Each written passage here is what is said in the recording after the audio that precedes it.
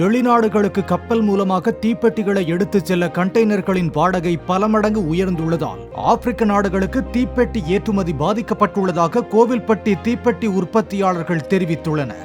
16 லட்சம் ரூபாய் மதிப்பிலான தீப்பெட்டி பண்டலை எடுத்துச் செல்வதற்கு வசூலிக்கப்பட்டு வந்த வாடகை 2 லட்சத்தில் இருந்து 8 லட்சம் ரூபாயாக உயர்த்தப்பட்டுள்ளதாக சங்கத்தினர் தெரிவித்துள்ளனர்.